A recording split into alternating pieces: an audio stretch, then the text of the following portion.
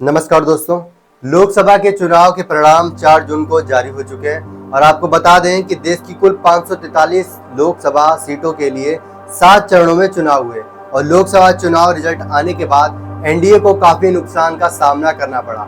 जहां बीजेपी ने 400 पार का नारा दिया था, शायद उन्हें 300 भी मुश्किल करना पड़ा। इसके अलावा विपक्ष की पार्टी ने बीजेपी को निशाने पर लिया और कहा अब कैसे होगी 400 पार। सभी को एक बार फिर सरकार आने पर बधाई।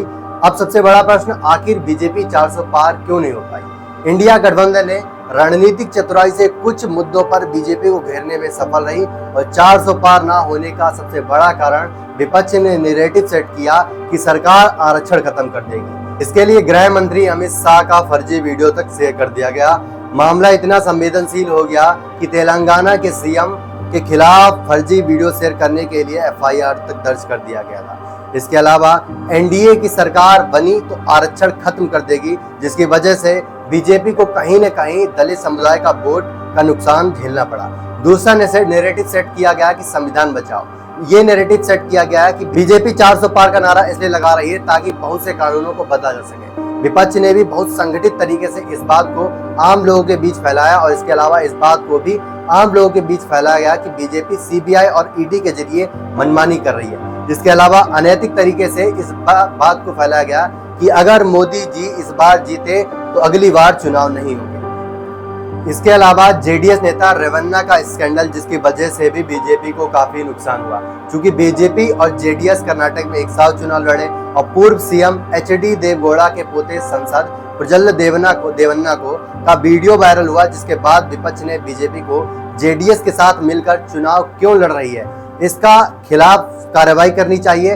हालांकि बीजेपी के प्रवक्ता ने कहा कि हमारा पार्टी के इस वीडियो से कोई लेना देना नहीं है। विपक्ष ने कहा कि इसमें देवगौड़ा परिवार शामिल है, ये जानते हुए भी कि बीजेपी उसके साथ गठबंधन किया है। इसके अलावा एआईएमआईएम और बीएसपी बीजेपी की बी टीम है, ये भी कारण विपक्ष बता रहा है। विपक्ष इन दोनों नेताओं की पार्टी के नेताओं को बीजेपी की बी टीम का आरोप भी लगाती है, जिसका इन्हें काफी नुकसान झेलना पड़ा।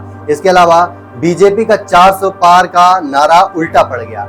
इससे यह संदेश मिलता है कि बीजेपी को अगर इतनी सीट मिल गई तो सत्ता निरंकुश बन सकती है और बीजेपी के बहुत से वोटर्स मतदान केंद्र तक नहीं पहुंचे, जिसके कारण बीजेपी को काफी नुकसान का सामना करना पड़ा। बीजेपी के लिए ये बात 2004 वाली है, जब पूरे देश को लग रहा था इस बार एनडीए सरकार। विपक्ष ने भी उस वक्त नहीं सोचा होगा कि उनकी सरकार बनेगी। इसके अलावा 400 पार ना होने का सबसे बड़ा कारण राजपूत की नाराजगी।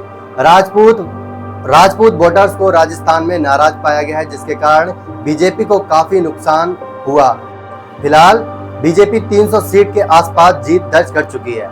आपकी क्या राय है? कमेंट बॉक्स में जरूर बताएं। धन्यवाद।